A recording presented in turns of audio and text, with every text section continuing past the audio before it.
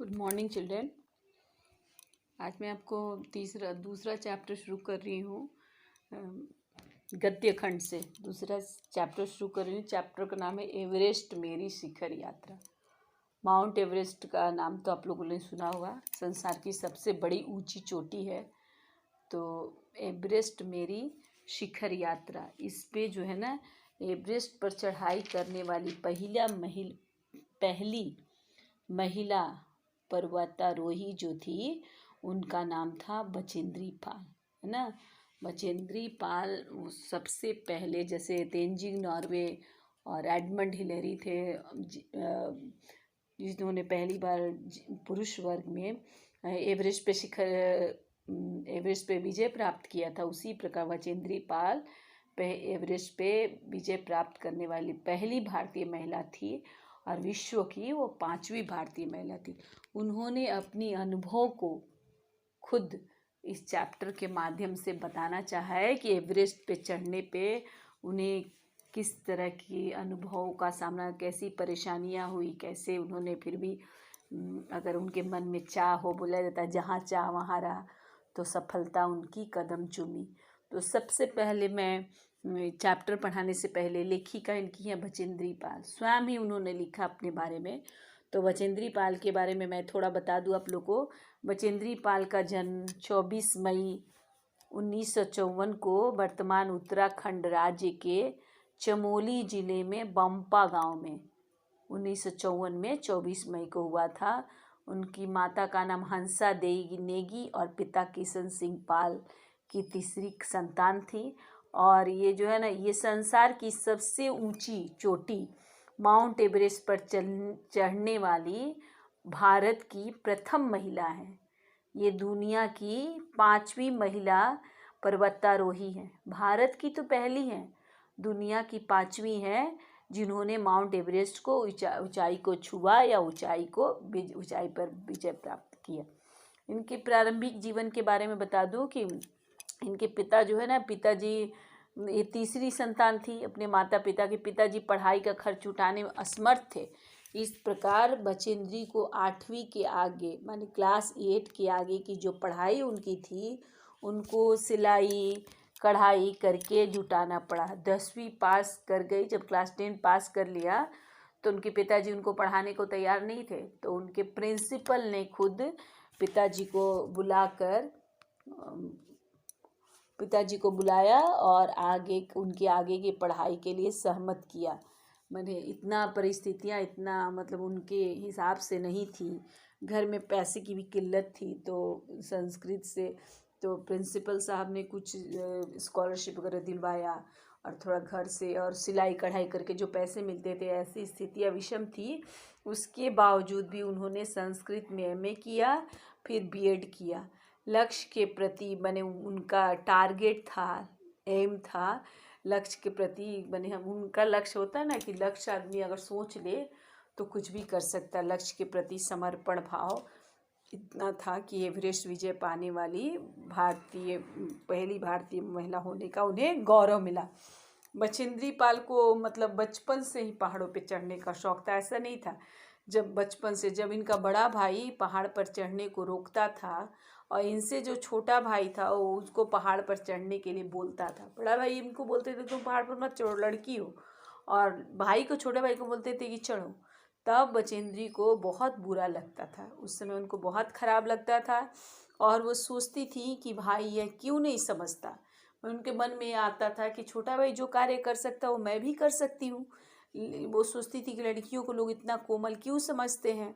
और इस प्रकार पहाड़ों पर उनका बचपन से चढ़ने की इच्छा थी और धीरे धीरे पहाड़ों पर चढ़ने की इच्छा पूरी भी होती रही, क्योंकि जब ज़्यादा ठंड पड़ती थी तब उनके घर वाले जो है ना, तराई के गांव में, ऊंचाई वाले गांव में भी, माने इनका परिवार साल में कुछ महीने ऊंचाई वाले गांव में बिताता था, कुछ पहाड़ के नीचे तराई में चला जाता था। ज़्यादा ठंड पड़ती थी, जिससे उन महीनों में स्कूल जाने के लिए बचेंद्री को क्या करना पड़ता था, 5-6 मील पहाड़ की चढ़ाई करके स्कूल जाना पड़ता था।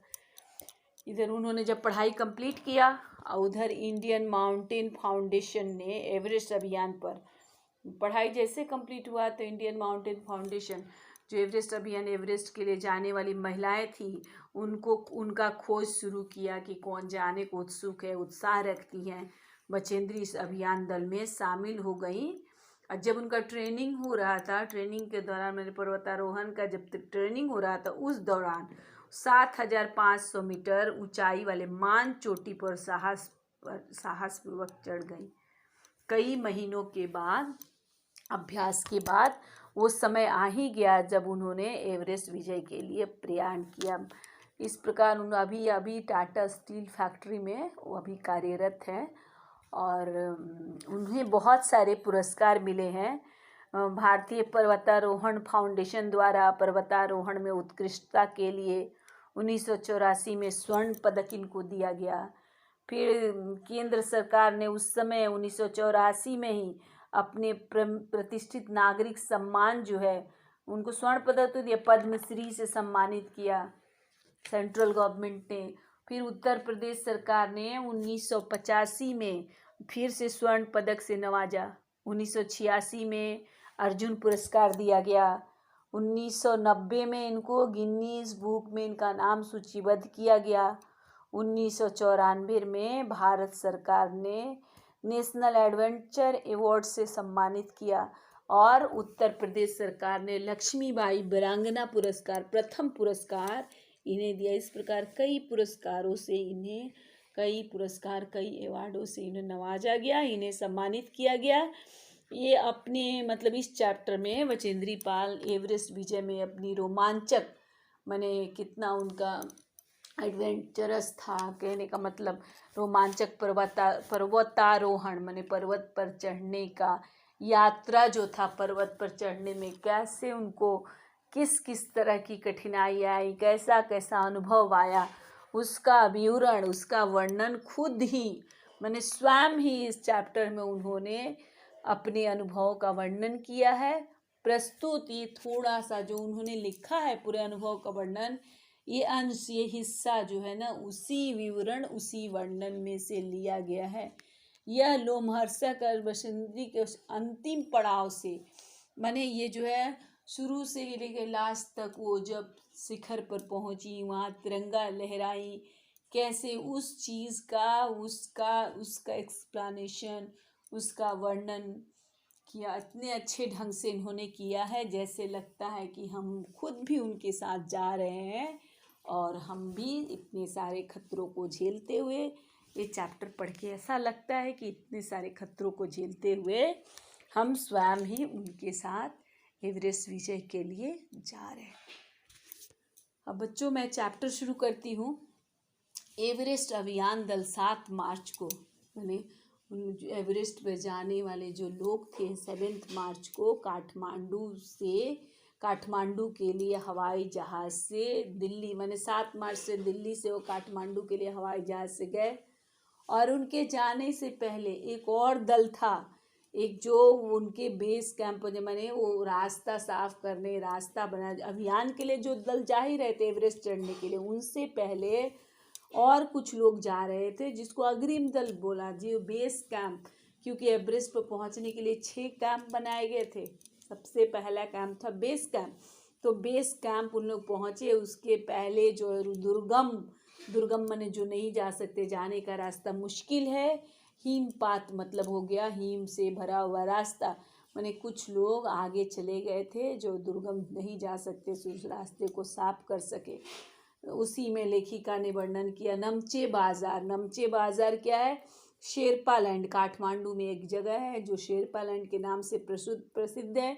ज़्यादातर शेरपा एक प्रजाति होती है नेपालियों में, वहीं होती है, वहीं आसपास के गांव में होती है, रहते हैं। तो नमचे बाज़ार जो था, वहीं से लेखिका ने सर्वप्रथम माने पहली बार एवरेस्ट को देखा था। एवरेस्ट नेपालियों में सागर माथा के नाम से, सागर माथा मतलब होता है सागर का मुकुट, सागर माथा का मतलब सागर का मुकुट, क्योंकि भारत के दक्षिणी छोर पे सागर है और माउंट एवरेस्ट क्या उत्तर में है, यानी ऊंचाई पर, इसलिए सागर का मुकुट माउंट एवरेस्ट को कहा जाता है। लेखिका को यह नाम बहुत अच्छा लगा। एवरेस्ट को जब लेखिका गौर से देखती है तो उनको बहुत बड़ा सा फूल दिखता है, जो कैसा लगता है, इतनी ऊंचाई पर था, लग रहा है पर्वत की ऊंचाई पर लहराता हुआ एक झंडा जैसा लग रहा है। और उनको बताया जाता है कि ये कम से कम 150 किलोमीटर है। इससे लेखिका पूछती है, सबसे बताया जा रहा है कि ये जो झंडा जैसा हिल रहा है उसका स्पीड 150 किलोमीटर है, क्योंकि बहुत ज़्यादा तेज जब हवा चलती है तो चलने से सूखा बर्फ उड़ता है। और ये जो बर्फ जो उड़ रहा है, जो झंडा जैसा दिखाई दे रहा है, उस बर्फ की लंबाई 10 किलोमीटर जैसी लग रही थी।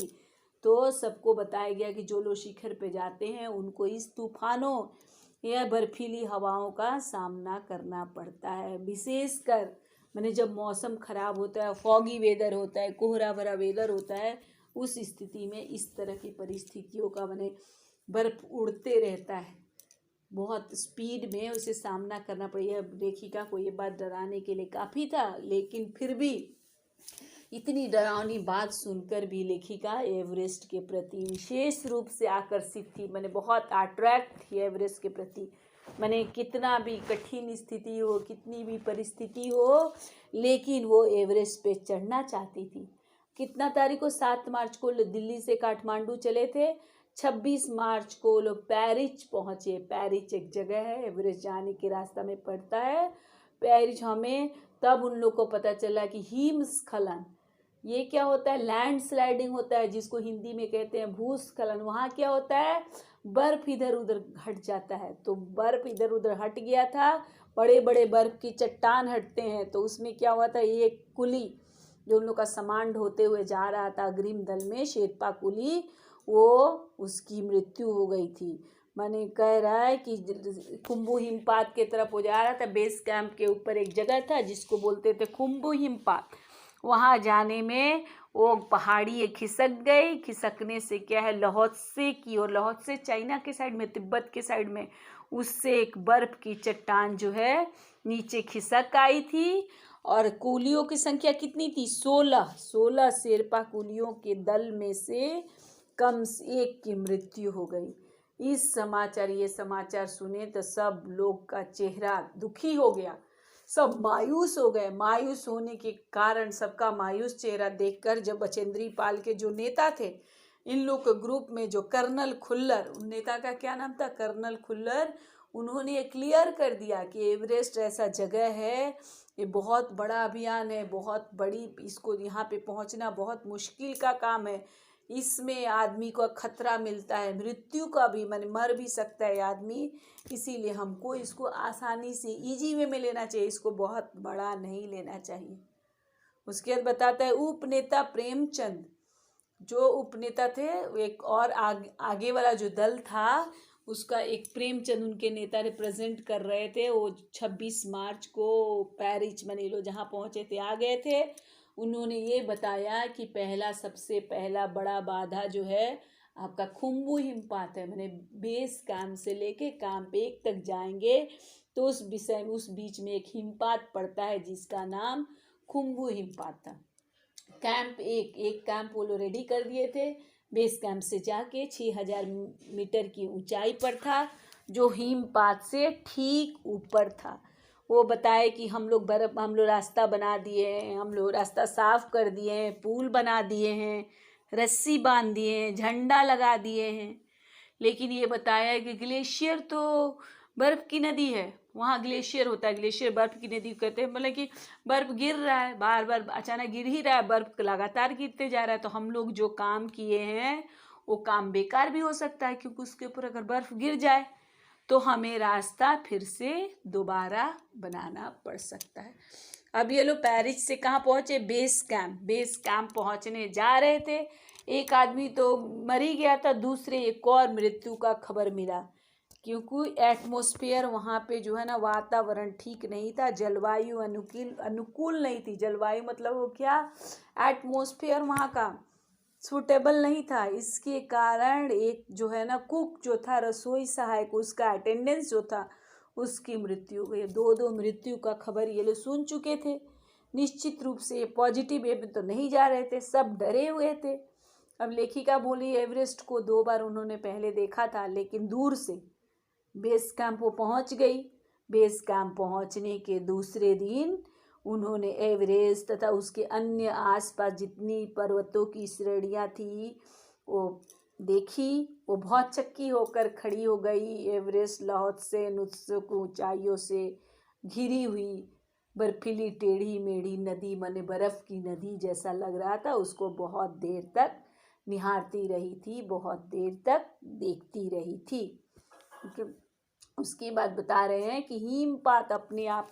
अच्छा बेटा, आज मैं इतना ही रहने देती हूँ। कल इसके बाद हिमपात क्या होता है ये कल बताऊँगी। धन्यवाद बच्चों। आप लोग पढ़िए। किताब को भी मैं दे देती हूँ, उसको फ़ोटो लेके। आप जितना पढ़ाया उतना फ़ोटो मैं आज दे दूँगी। आप लोग इसे पढ़िए और कोई प्रॉब्लम हो तो मुझे पूछिए। क्लास अटेंड कीजिए और प्रेजेंट मार्क कीजिए अपना। थैंक यू बच्चों। खुश रहिए, स्वस्थ रहिए, सुरक्षित रहिए, घर में रहिए।